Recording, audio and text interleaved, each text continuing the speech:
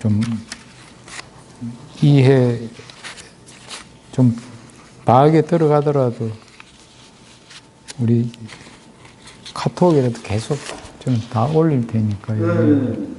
같이 마무리 짓고 다시 50마장 한다고 새로 시작 공부 안 하셨으면 좋겠어요. 네. 그래. 일주일만 다녀오시는 것이죠? 예, 예. 그래서 12일 날 기구하는데 13일 날은. 아니, 해야지. 예, 예. 원래 이제. 한 주만 휴방하면 되는 거죠? 그렇습니다. 원래 해마다 이제 나가는데 코로나 때문에 3년인가? 못 나갔는데 또, 그 나가던 그 섭이 돼가지고 되게 나가고 싶어 하고요. 말씀 다음 주 7일 날? 6일 날? 6일 날, 예. 6일 날 휴방입니다. 예.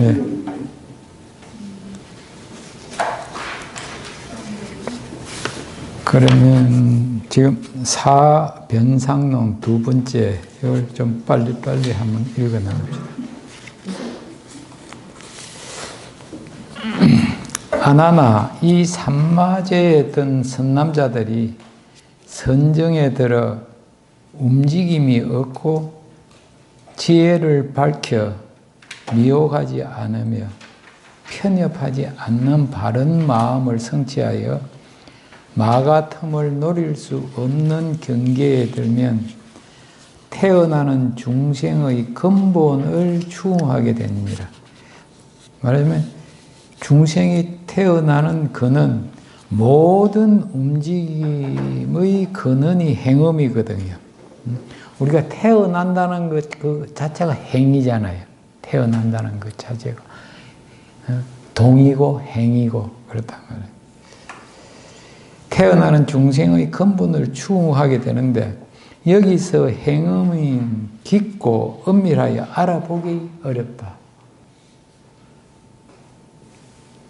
제가 가끔 이제 비유를 들어갖고 말씀을 많이 드렸는데 우리가 행음이 제대로 알아보지 못하는 게 우리 몸에 어떤 행음을 못 알아본다 그러죠. 제가 비유로 들어가지고 머리카락 자라는 걸 알아차리느냐고 이런 말씀을 드리고 손톱도 일주일이 멀다 하고 깎잖아요. 이게 어느 날 일주일에 갑자기 자란 게 아니잖아요. 끊임없이 한 찰나도 쉬지 않고 조금씩 변해가고 있다. 그 움직임, 그 근원 그 자체가 엄밀하고 미시해가지고 알아보기 어렵다 그 말이었습니다. 파장이 미시하고 원만하요. 그런데 파장이 미시해도 한쪽에는 파장이 없는데 한쪽에만 있으면 그건 알아차리기 좋아요. 그래서 이 움직임은 어디 한쪽에만 있는 게 아니고 전체적으로 다 움직이고 있다는 거예요. 우리 다이아몬드가 안 변해지고 파장이 없는 거죠. 파장이 있습니다. 제가 말씀드렸나요? 다이아몬드는 그냥 눈요기만 하는 게 좋습니다.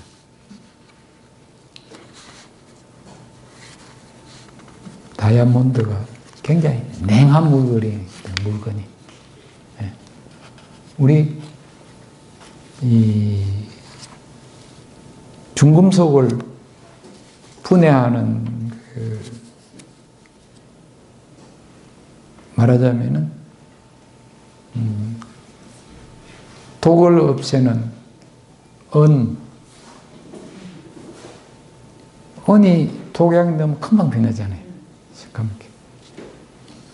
그런데 은가락지나 은팔찌를 오래 끼고 있으면 그게 안 좋습니다.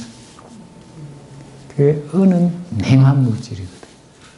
그래서 오래 끼고 있으려고 그러면은 뭐 황금이나 그러니까 금가락지나 금가락지가 없으면 굴이라도 구리가 따뜻한 물이 주로 이제 돌도 보면 흰 거는 냉해요. 산에 가서. 그래서 흰 돌 위에는 낮잠 자면은 입이 삐뚤어진다든지,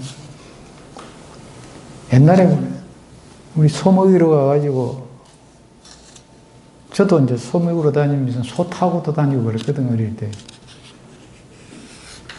그 일하는 분들, 이 소 먹이러 가면 소 꼴진다고 산에 가서 또 풀을 많이 피고 그거 하는데, 피곤해가 자다가, 돌 위에 자다가 입 삐뚤어진 사람 들어보거든요. 그래서 그게 몸에 있는 냉기를, 이 바위 기운이 냉하면 몸에 있는 기운을 싹 온도를 빼가기 때문에 입이 삐뚤어진다고요. 그래서 돌도 가능하면은 돌침대도, 검은 돌침대는 좀 따뜻하니까. 이 모든 돌 하나하나에도 그런 기운들이 다 다르단 말이에요. 파장들이, 나름대로 파장들이 다 거의 다르기 때문에 미세하고, 그래서 우리가 사실 참 알아보기가 힘듭니다. 그래서 이 행음이 12류 모든 움직임의 근원이라고 간하느니라. 이 12류 모든 중생의 움직임의 근본이라는 거죠. 이게 이제 근본이라는 거는 최초 움직임이 근본이잖아요. 이게 행은 움직임이잖아요. 이 최초가 뭐냐 이거지. 그 미세한 거, 그것까지도 알아차리라고 이제 부처님은 그렇게 이렇게 말씀을 하고 계시잖아요. 그런데 그것이 제대로 안 보이는데 자기가 보는 것까지만 보고 그것이 영원하다고 해가지고 네 가지 주장을 하는 잘못된 논리에 떨어진다. 첫째는 그러면 어떤 거냐? 이 사람이 마음과 경계가 언제부터 있었나를 추궁하다가 내 마음과 그러면 이거는 주관과 객관이 언제부터 있었나 이 소리잖아요. 그 보는 능력이 유한하여 2만급 중에 있는 시방의 중생들의 생멸은 모두 순환하여 잠깐도 흩어지거나 잃지 않음을 알고는 그것이 영원하다고 생각하느니라. 그 이후의 거는 보지를 못하니까 그 안에 있는 것만 보고 그게 영원하다고 한다. 그건 아니라는 거죠. 8만급 안에 반 것도 그게 옳지 않다고 말씀을 하시잖아요. 2만급 안에 본 거는 그게 아니다. 두 번째는 이 사람이 4대의 근원을 추궁하여 지수합풍 4대의 근원을 추궁하여 내 성질이 항상 머무는 이치를 닦고 4만급 중에 있는 시방의 중생들은 생멸은 하지만 4대의 체성은 항상하여 잠깐도 흩어지거나 잃지 않음을 알고는 영원하다고 생각하느니라. 지수화풍이고 불은 불이고 흙은 흙이고 물은 물이고 이렇게 이제 생각한다는 거죠. 그리고 체성이 항상 한다고 이렇게 생각을 한다. 셋째는 이 사람이 육건과 칠식과 팔식을 끝까지 추궁하여 심의식 가운데 원래 본원의 유래한 곳은 성품이 그 유래한 성품이 영원히 항일하므로 그대로 닦아서 8만급 가운데 일체 중생이 순환하여 잃지 않음이 본래 영원한 진리라고 잘못 알고 그 잃지 않는 성품을 추궁하여 영원하다고 생각하느니라. 그러니까 8만급 안에는 이게 그 변하지 않는 것만 보고 그것이 영원한 것이라고 그렇게 본다는 거죠. 그 이후의 것도 못 보고 그 이전의 것도 못 본다. 그게 이제 여기에서 심의식에 대해서 밑에 19번 를 한번 보시죠. 우리가 심의식이라는 말은 많이 쓰잖아요. 능언경요에는 계환 스님의 그 소조 육근과 제7만라식을 집수하는 식이 제8식인데 제8식은 아레아식은 육식도 담고 제8만라식도 다 담잖아요. 거기에. 심의식 중의 본원을 식성이라고 한다. 이 식성의 본성이 항상하고 중생이 여기에 의지하여 순환하며 머문다고 여기는데 잘못된 개탁이다. 말하자면은 우리 이 아레아식이 궁극이라고 식신이라고 생각하는 건 이 외도들의 잘못된 그 생각이라고 우리 공부를 했습니다. 여기 백법소에서는 8식을 심이라 하고 7식을 어라 하고 6식을 식이라 한다. 그래서 이제 심의식을 이렇게 구분을 해놨네요. 네. 그러니까 육근의 성이 심이고 이 백화주에는 깊게 항상 사량하는 것이 의이고 요별 모든 법을 요별하는 것이 식이다. 심의식을 우리는 의식이라고도 그냥 말하고 한마디로 보면 의식을 같이 이야기를 많이 하잖아요. 그런데 원래는 이렇게 6식과 7식과 8식으로 이렇게 이것도 구분이 되는 걸 이야기하는데, 예, 우리는 사실 말라식도 우리가 지금 인지하고 있는 건 거의 6식이잖아요. 그 오경에 따라서 변해가는 내 그 마음가짐, 그것만 우리가 생각하니까 그게 이제 우리의 의식이라 그러는데 사실은 의식이 아닌 걸 이제 우리가 의식이라고 그렇게 일반적으로 쓰고 있는 걸 여기서 알 수가 있죠. 그죠? 요거를 이제 보시고.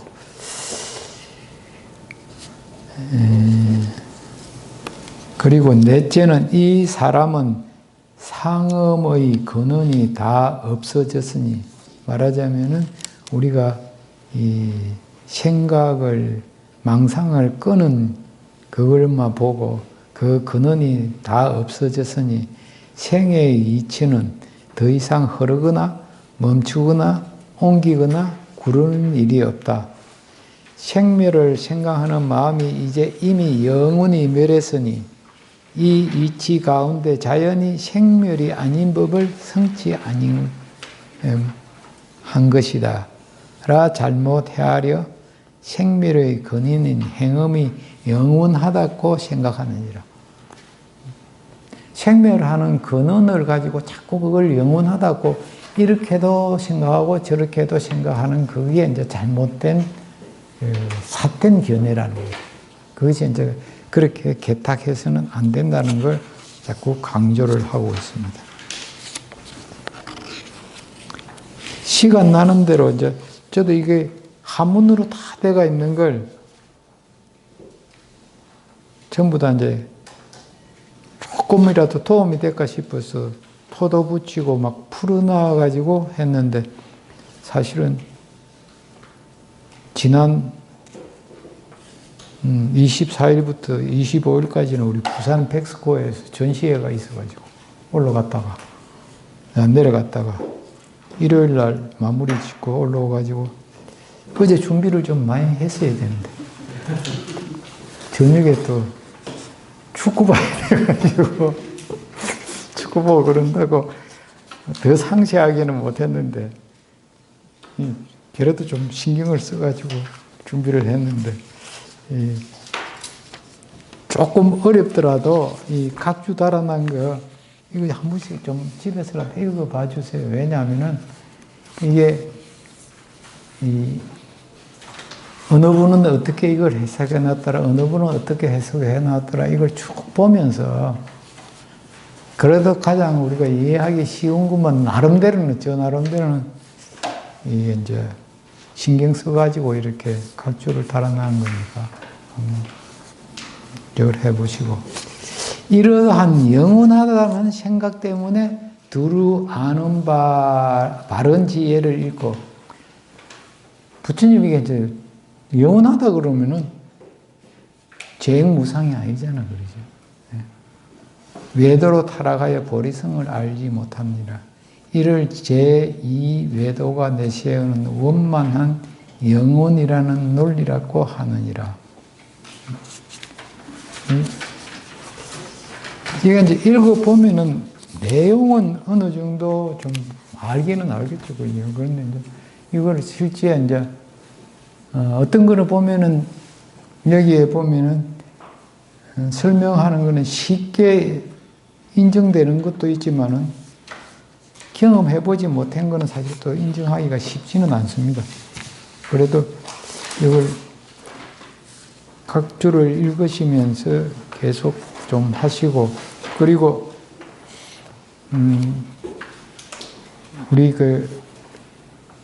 저쪽에 고대 교수님이 하고 계시는 거기에 쭉 올리는 게 이미 이제 이게 쭉 따라오고 있거든요. 그거는 또 다른 책을 이제 중심으로 해가지고 계속 밑에 해설을 제가 붙여가지고 계속 올리고 있는데, 좀 시간이 없더라도 요즘 올라가는 거는 복습한다고 생각하고, 지난번에 제가 자료 보낸 거하고는 또 다르게 밑에 이제 해설을 해가지고 그래 올리거든요. 그게, 이거는 이제 옛날에 제가 책 낼 때 전부 각주 다른 걸 다시 한글로 이렇게 번역해가지고 올리는 거고, 요즘 거기에 올리는 거는 다른 그 해설책과 제가 또 경험한 걸 중심으로 해가지고 밑에 나름대로 이렇게 조금 풀어보려고 애를 쓰는데도 자꾸 섭이돼가지고 한문 써놓고 이렇게 토도한다고 그래서 우리 이광수 선생님 한 분 또 이렇게 걱정을 해주셔가지고 가능하면 토도 달고 그러고 있습니다.